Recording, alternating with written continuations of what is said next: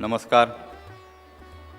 कोकण 7 कोकणच्या या पवित्र भूमीमध्ये एक चांगलं असं स्थान निर्माण करणारे असे क्रांतीपर्व कोकण 7चे महाचॅनल कोकण 7 खरोखर आज 12व्या वर्षामध्ये पदार्पण करत असताना या कोकण 7 चॅनलने अनेक नेहमी चढता आलेख राहिलेला आहे आणि ह्या चढत्या आलेखामध्ये महत्त्वाचा वाटा आहे तो म्हणजे ते ग्रामीण भागामध्ये किंवा त्या ठिकाणी ज्वलंत पत्रकारिता करणारे एक प्रामाणिक आणि निष्ठेचे असे त्यांचे हे सर्व पत्रकार. त्याच्यामुळे कोकण 7 सर्वात महत्त्वाचा करण्यामध्ये या सर्व पत्रकार मित्रमंडळींचा महत्त्वाचा वाटा हा त्या ठिकाणी आहे. पत्रकार आणि माझं नातं हे नेहमीच जवळचं राहिलेलं आहे. जवळपास 2004 पासून सीमांत नावाची एक पत्रकारांची आमची संस्था होती.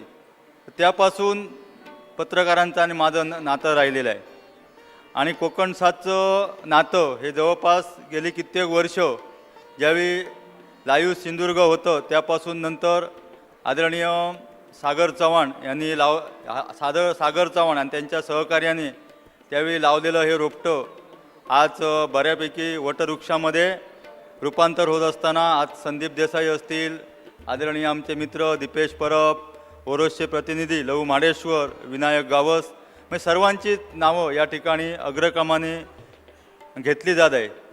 कोकण 7चं सर्वात महत्त्वाचा विषय आहे म्हणजे निर्भीड पत्रकारिता आणि सर्वात महत्त्वाचं म्हणजे एक जसं आपण म्हणतो एका क्लिकवरती आपल्याला सर्व दिसतं तसंच एका फोनवरती त्या ठिकाणचे असणारे पत्रकार लागलीच त्या जागेवरती येऊन चांगल्या प्रकारची बातमी घेतात.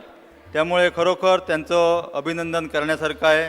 कोकण 7च्या या वर्धापन दिनाला मी मनापासून शुभेच्छा देतो आणि आज या ठिकाणी कोकण 7ने सर्वच आपल्या सिंधुदुर्ग जिल्ह्याच्या क्रांतीमध्ये सामाजिक, सांस्कृतिक, धार्मिक त्याचप्रमाणे पर्यटन अशी क्रांती कोकण 7 या महाचॅनलने उभी केलेली आहे आणि पत्रकारितेबरोबर सुद्धा या सिंधुदुर्ग जिल्ह्यामध्ये आपण कुठेतरी सामाजिक जीवनाशी निगडीत आहोत या भावनेने चांगले उपक्रम, लोकाभिमुख उपक्रम या ठिकाणी ते राबवत असतात.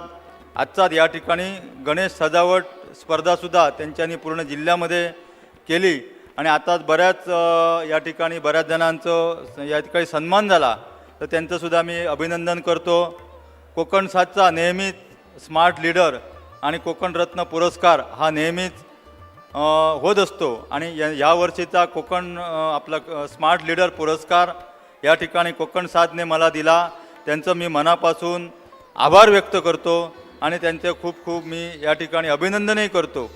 कारण कोकण 7चं जे माझ्या राजकीय जीवनामध्ये त्यांनी कुठेतरी या ठिकाणी माझी या ठिकाणी कुठेतरी ओळख निर्माण केली आणि माझी राजकीय जीवनामध्ये किंवा सामाजिक जीवनामध्ये माझी खरी ओळख जर निर्माण केली ती आदरणीय राणेसाहेब असतील किंवा राणे परिवारामुळे माझी राजकीय जीवनामध्ये एक चांगली ओळख या ठिकाणी निर्माण झाली आणि त्यानंतरच्या सामाजिक जीवनामध्ये किंवा इतर सर्व क्षेत्रामध्ये माझ्या बरोबर असणारे सर्वच कार्यकर्ते, माझे मित्रमंडळी यांचा सर्वात महत्त्वाचा वाटा आहे.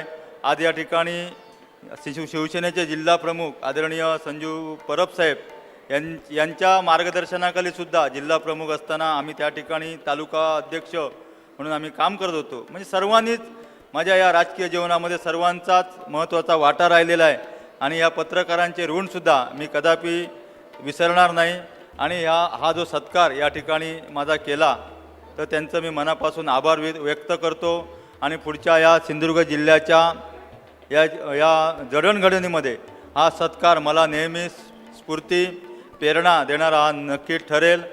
जसं आजपर्यंत त्यांनी पर्यटन क्षेत्रामध्ये काम केलं यापुढे सुद्धा पुढच्या कालावधीमध्ये एक रोजगारभिमुख काम आपण सर्वांनी मिळून करायला पाहिजे असं माझ्यासारख्या एका कार्यकर्त्याला वाटतं.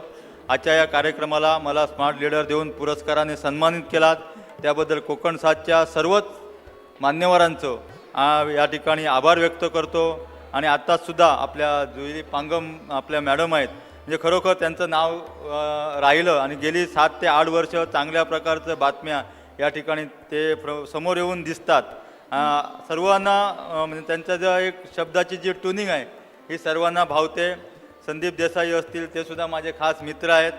म्हणजे माझ्या राजकीय शिक्षण आरोग्य सभापतीच्या कालावधीमध्ये सुद्धा ते एक सरपंच म्हणून त्या ठिकाणी कार्यरत होते. आदरणीय सागर चव्हाण असतील, दीपेश परब, लहू माडेश्वर, या पुढच्या माझ्या राजकीय जीवनामध्ये सुद्धा ह्या सर्वांचा पाठिंबा असाच राहिला पाहिजे असं सर्वांना मी आवर्जून सांगतो. इथेच थांबतो. जय हिंद.